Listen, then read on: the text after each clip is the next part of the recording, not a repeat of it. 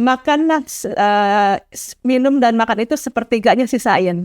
Jadi jangan sampai kepenuhan. Kalau kepenuhan nanti nggak ada buat tempat napasnya, kan gitu ya. Iya benar. Jadi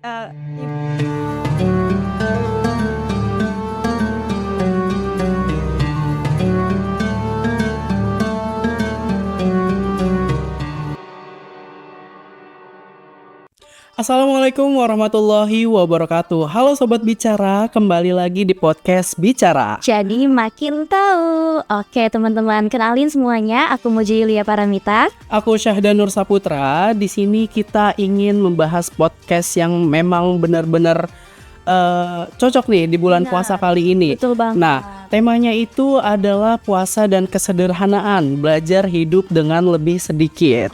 Wah, kita tuh pengen bedah nih, apakah di bulan puasa ini kenapa gitu? Puasa bisa mengurangi sesuatu, justru rasanya batin kita tuh kayak gegancel gitu, kayak pengen beli apa aja gitu ya. Kebiasaan. Benar, kebiasaan banget gitu ya.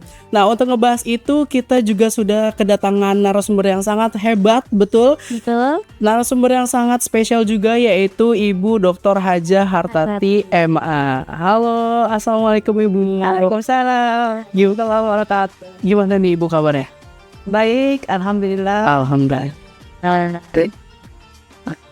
Oke, nah kalau ngebahas tentang puasa gitu ya, ngebahas tentang kesederhanaan gitu ya.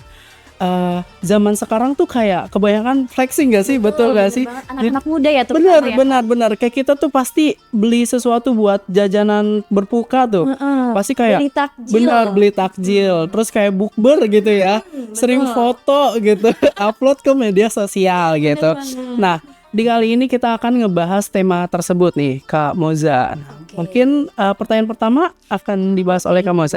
Jadi tadi kan sesuai dengan yang sudah disampaikan oleh Kak Syahdan ya Bu ya, kita membahas mengenai kesederhanaan yang ada di bulan Ramadan kali ini. Nah menurut Ibu nih, aku mau nanya dong Bu, gimana sih keterkaitan Islam itu memandang antara makna dari bulan puasa sendiri ya Bu ya, yaitu mengosongkan perut kita dengan gaya hidup kita yang selalu berlebihan. Nah itu Islam memandang hal tersebut itu bagaimana? Iya, oke. Karena Ibu basic keilmuannya tafsir hadis, maka kemudian Ibu akan menjawab dengan sumber hukum Islam yang pertama yaitu Al-Quran dan hadis yang kedua.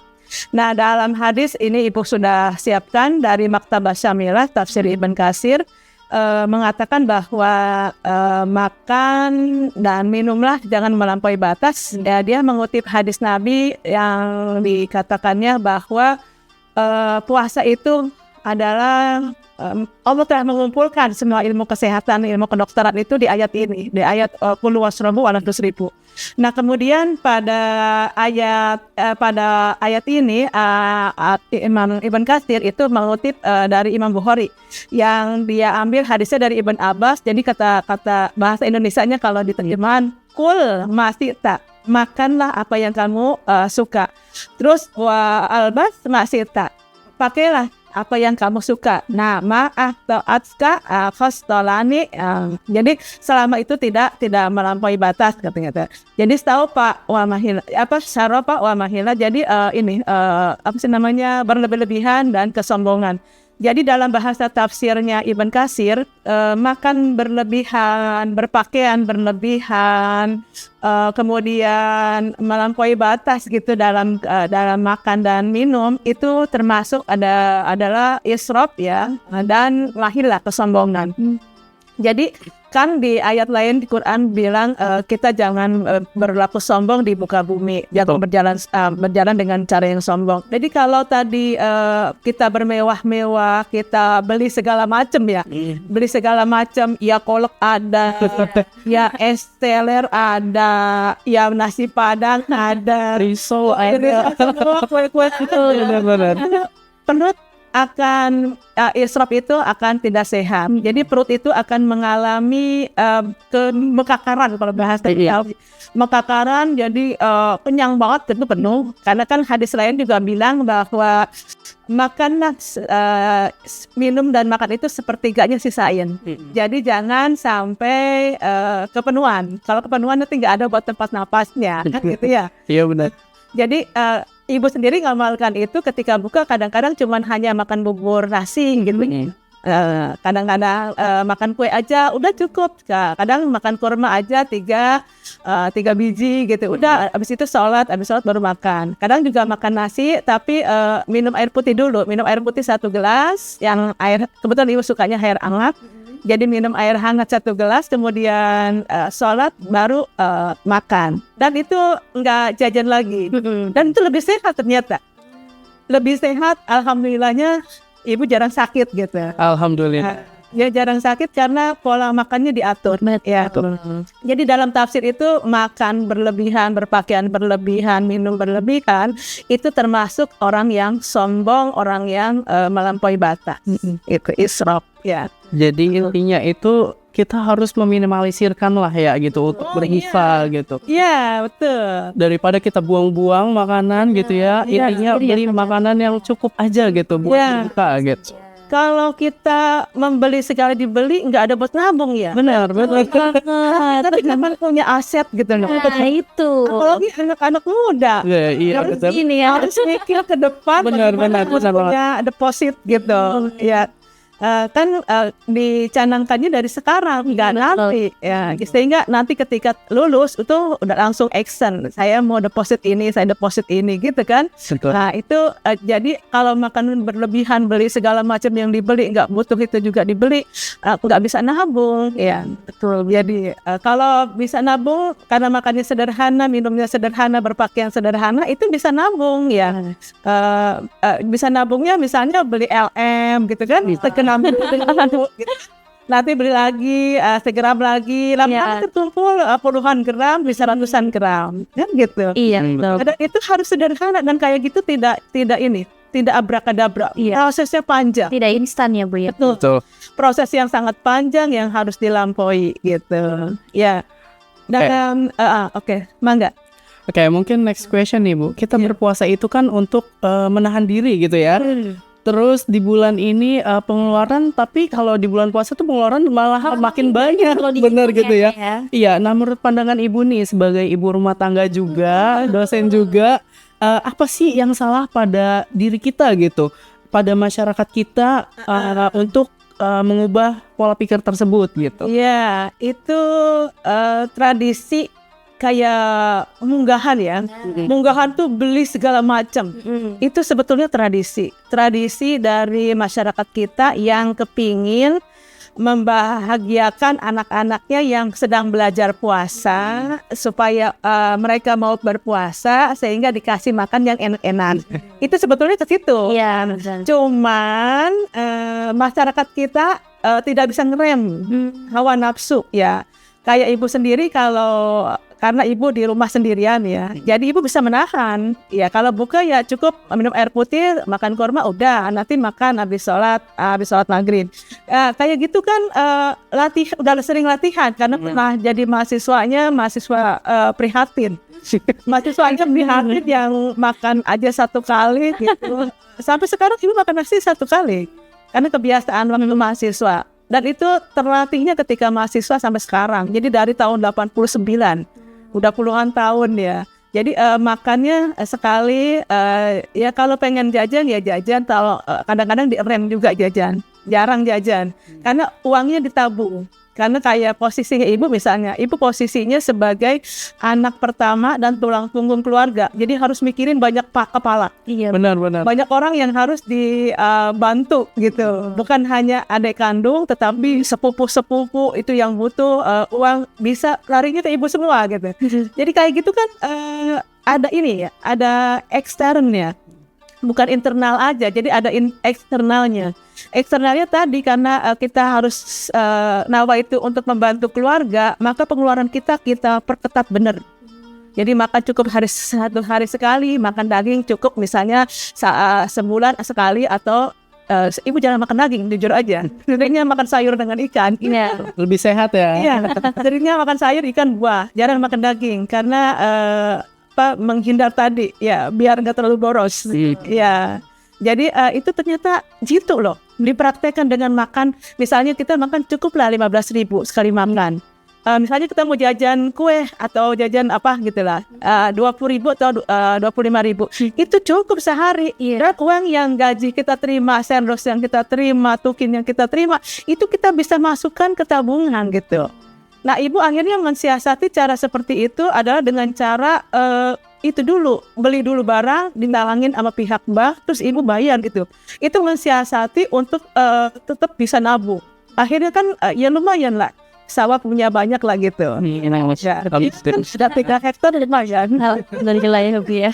Ya itu awalnya seperti itu. Iya. Awalnya makan diperketat, pengeluaran diperketat. Nah itu kalau belanja ke Kanoman aja, itu uang bawa pas-pasan. Aku mau beli ini sudah dicatat. Jadi ke sana aja belinya itu aja gitu. Jadi ketika enggak butuh, enggak beli. Tips ya Kak Swedan ya. Iya, itu panjang. Itu prosesnya panjang karena latihan menahan diri itu tidak gampang. Iya. Betul. Ya, ini di rumah aja. Di rumah ibu misalnya ibu nggak butuh kulkas, ibu nggak beli. Di rumah ibu nggak ada kulkas, ibu nggak butuh AC, nggak beli. Di rumah ibu tuh nggak ada kulkas, nggak ada AC, karena ibu nggak suka minum dingin. Di rumah nggak suka dingin, apalagi musim hujan sekarang ya. Kipas angin gak dihidupin, apalagi AC. Kalau udah dingin ya Bu. Iya, dingin. Jadi kayak begitu kan beli seperlunya. Ibu mesin cuci pun enggak beli. Iya. Karena lebih suka nyuci pakai penggilasan kayu. Lebih bersih. Iya, bersih, terus pakaian lebih awet. Ya gitu. Nah, itu kayak begitu kan ngerem. Apalagi soal makan itu ini banget lah, hemat banget gitu. Hemat banget buat kayak ibu yang udah merantau dari tahun 89 S1 ya, itu kan hidup di perantauan terus, jadi sering nggak punya uang gitu kan, kadang-kadang punya uang 1.000 perak mau makan ya harus nahan diri gitu ya, akhirnya kan puasa Senin Kemis, puasa nggak Daud kan gitu, akhirnya puasa melulu kan gitu. Nah tapi itu tadi prosesnya panjang untuk bisa bahasanya merampingkan atau mengikat keinginan kita yang ingin belanja itu luar biasa. Berperang dengan hawa nafsu, musuh terbesar dalam diri kita. Betul, berarti ya bisa menahan ya. Iya, mengurangi tadi itu harus ada latihan. Betul banget. Tiba-tiba yang tadinya pengeluarannya misalnya 100.000 sehari, tiba-tiba di stop jadi setengah ya, misalnya gitu. Benar. Harus perlu latihan sedikit demi sedikit ya Bu ya, nggak instan semuanya. Betul, iya. Jadi ini ibu katakan nih, ibu ambil dari tafsir Ar-Razi, ini bagus ini. Tafsir Ar-Razi itu bilangnya gini, tafsir Ar-Razi itu di halaman berikutnya ya. Jadi dia bilangnya ini bahasanya apa sih? Ini ada bahasanya begini di tafsir Ar-Razi. Ibu harus baca, jadi ibunya harus tunduk ya akhirnya. Jadi bahasanya begini, ayyakula wa yasroba bihaitsu la yata'adda ilal haram. Jadi makan dan minum jangan melampaui batas sampai keharaman. Jadi artinya ya secukupnya aja. Perut cukupnya setengah piring, jangan makan 2 piring gitu loh. Ya, termasuk ketika kondangan. Ketika kondangan kalau itu semua mau dicobain, ya ngambilnya sedikit-sedikit aja. Iya, betul. Gitu. Jangan langsung banyak, kasihan itu nasi kebuang, itu lawar kebuang. Kita lihatlah di sekitar kita masih banyak orang betul gitu. Masih banyak orang yang pengen makan enak aja hese gitu. Susah ya. Nah, ini di sini kalimatnya nih, bahasanya orang tasawuf nih, bahasanya Ar-Razi. Wala yukthirul infaqul mustaqbah.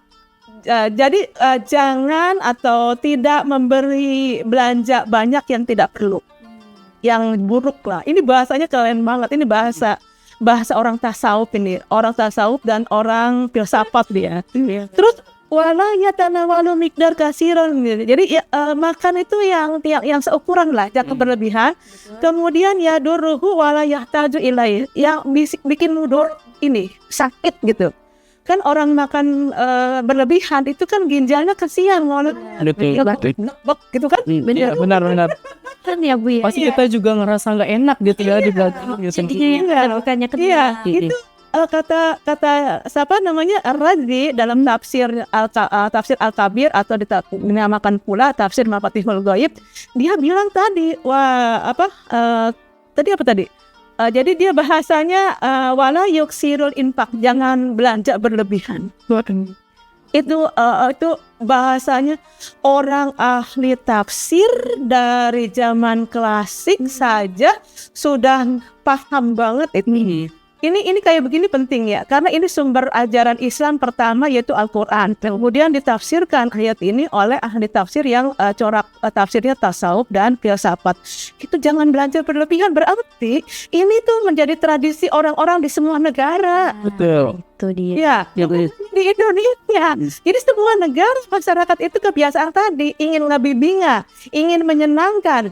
Anaknya yang sedang latihan puasa itu makan yang enak-enak, akhirnya semua dibeli. Semua dibeli. Akhirnya Halap ya Bu ya jadinya ya. karena justru anak tuh harus diajarin. Nah, kita puasa hari ini makan yang ini ya. Nah, besok baru kita makan yang lain. Uangnya buat kamu nanti kalau kuliah gitu. Pendidikan kamu buat kuliah. Jangan berharap terus dikasih gitu loh kayak. Jadi harus persiapan nabung gitu loh. Jadi bahasanya anak tuh diajarin. Kita harus hemat. Nanti kamu buat kuliah. Oke. Lanjut ke pertanyaan selanjutnya Bu. Melihat di era sekarang ya, di era modern sekarang ini Bu, apalagi kebanyakan kita ya Kak Syahdan ya sebagai anak muda di sini yang mana kita tuh keseringan pamer, contohnya tadi buka bersama, di foto, di flexing ke teman-temannya, ke media sosialnya seperti itu. Nah, bagaimana sih Bu pesan dari kesederhanaan di bulan Ramadan ini supaya bisa diterapkan oleh anak muda? Mereka tuh supaya menganggap, oh ternyata gaya hidup sederhana juga sama-sama kerennya loh. Gak hanya flexing saja begitu. Bagaimana Bu? Kalau menurut Ibu di klaster hal itu menjadi dua komponen. Yang satu memang kalau jika dia seorang YouTuber, otomatis kan memang harus ngeter ya. Memang pekerjaannya ya. Pekerjaannya. Tuntutannya.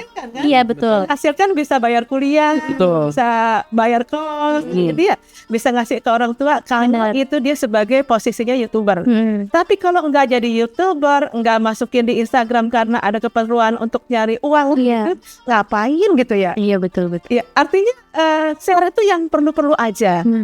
Kalau memang ingin seperti itu ya udah aja daftar beli akun YouTube-nya, terus nanti sekalian cari uang. Oh, yang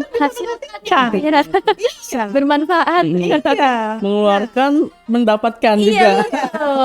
Nah, mahasiswa kita yang penghasilannya jadi afiliator, dia penghasilannya 10 juta. Betul. Jadi YouTuber dia penghasilannya sebulan itu 2,5 juta, 3 juta. Ya mendingan begitu aja. Benar. Penghasilan Kalau memang anak muda pengen seperti itu, malah cuma sekedar flexing, aduh sayangnya merugikannya Bu. Itu. Oke.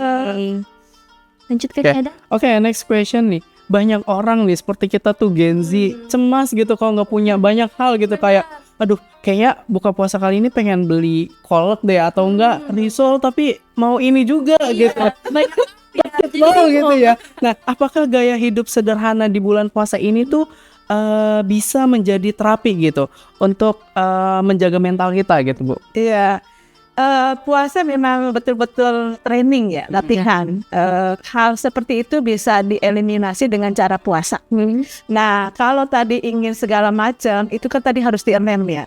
Dan hawa nafsunya itu harus betul-betul dikendalikan. Dan disitulah posisi kita mengikat setan-setan. Karena itu termasuk godaan setan. Iya benar. Jadi kita harus mengikut setan, kita harus membelenggu setan. Bukannya bulan Ramadannya, tapi kitanya gitu. Kitanya yang posisinya sebagai subjek pelaku puasa. Nah, bulan Ramadan fasilitasnya gitu, sarananya. Maka kemudian puasa menjadi sebuah keniscayaan, keharusan, kebutuhan untuk bisa mengeliminasi tadi ya, mengikat setan tadi, mengikat keinginan untuk beli segala macam. Belilah yang perlu. Kalau kayak kuliah sekarang kan nggak misalnya pakai HP ya udah HP aja gitu. Kalau butuh laptop ya beli laptop gitu. Ya nabungnya dari itu tadi. Ya pengen belanja segala macam diirit lah, nabung dikit-dikit lama-lama bisa punya laptop. Iya. Kan gitu. Iya teman-teman. Nah, kan tadi sudah dibahas ya Bu ya, gimana sih caranya supaya kita tuh bisa irit di bulan Ramadan ini. Nah, ada tips nggak nih Bu dari Ibu supaya gaya hidup yang diterapkan di bulan Ramadan ini tuh bisa berkelanjutan walaupun bulan Ramadannya udah selesai. Jangan sampai ketika Ramadan udah irit-irit hidupnya, gaya hidupnya udah sederhana, tapi abis lebaran mulai lagi kayak nggak biasa lagi. Gimana Bu tipsnya? Tipsnya adalah ya tadi pengendalian diri. Kayak sholat tarawih itu kan berlanjut menjadi sholat tahajud yang malam, dan itu pengendalian diri. Ngantuk di bablas, pokoknya ngantuk dilawan. Bangun jam 3 gitu, bangun setengah 3 untuk sholat tahajud, untuk lapor sama Tuhan, saya butuh ini, Tuhan bantuin saya, kan gitu. Nah ketika puasa kita nahan diri untuk tidak, ketika buka itu segala macam dimakan, maka bulan Syawal itu udah mulai ngendor lagi tuh. Kita biasa lagi 6 hari kan, itu latihan juga. Dan itu kemudian dipraktekkan pada bulan Dzulqa'dah, Dzulhijjah, Muharram sampai ke bulan puasa lagi. Itu dipraktekkan. Jadi cara mempraktekannya adalah membiasakan diri makan secukupnya, makan sehemat mungkin. Jangan poya-poya terus. Ya kayak makan ikan, kalau model ibu kan makan ikan sayur tuh tiap hari ya. Makan dagingnya yang jarang. Kayaknya ibu kayak makan daging itu setahun paling ada 5 kalinya gitu. Enggak sampai 10 kali. Karena memang tadi kita harus mengikat pengeluaran itu jangan terlalu besar. Karena tadi ada banyak orang yang udah menunggu rezeki kita. Iya benar banget. Jadi kita harus nabung. Benar. Betul. Dengan cara begitu, itu tadi bahasanya ada. Anak mahasiswa kan bisa kayak gitu. Iya. Saya pengen bantu orang tua saya pengen beliin mama saya ini, saya pengen beliin papa saya ini. Saya harus nabung. Tapi nabungnya bukan pengasih uang mereka. Saya mau dikit-dikit nih. Saya mau jadi ini aja, afiliator atau YouTuber, atau dari uang jajan dicicil dikit-dikit. Loh, kamu punya duit dari mana? Dari uang dari mama. Aku kumpulin dikit-dikit. Jadi aku jajan sama makannya hemat demi menyenangkan mama. Orang tuanya senang sekali. Merasa berhasil ya mendidik anaknya. Aku beliin ini dari uang mama loh mah gitu. Aku tabungin, aku makannya sering puasa Senin Kemis, terus aku makannya ngirit loh mah, kadang makan sama tempe sama sayur gitu. Udah aja demi aku membahagiakan mama yang aku cintai. Kalau saya pernah nggak kasih kayak gitu? Dan itu memang harus ada niat nawaitu yang kuat. Benar banget. Niat ya. Iya, harus ada niat yang kuat dan hati yang paling dalam. Betul. Oke, tadi kita sudah banyak berbincang ya Kak Betul, Syafin ya, betul banget. mengenai kesederhanaan di bulan Ramadan. Baik, jadi kesimpulannya kita itu harus melatih diri kita nih Kak Syahadat untuk hidup sederhana, hidup lebih hemat lagi. Nah kemudian apa yang sudah diterapkan oleh kita di bulan Ramadan ini supaya berkelanjutan ya Bu ya, sampai ke bulan-bulan berikutnya sampai bertemu Ramadan lagi gitu. Terutama kita nih anak-anak muda nih harus bisa menahan diri, karena semua itu nggak instan ya teman-teman. Semuanya itu harus ada latihan. Kayak narasumber kita tadi, Ibu Artati ini karena sudah terlatih ya Bu ya, maka dari itu bisa terbiasa hidup sederhana seperti itu. Oke, nggak terasa ya teman bicara ya, di sini kita sudah sampai di penghujung. Dan kita udah banyak sekali mendengarkan inspirasi, tips-tips dari ibunya. Semoga bermanfaat untuk teman-teman semuanya ya. Oke, seperti itu. Nanti kita next kembali lagi di episode-episode berikutnya. Wassalamualaikum warahmatullahi wabarakatuh. Waalaikumsalam Terima kasih warahmatullahi wabarakatuh.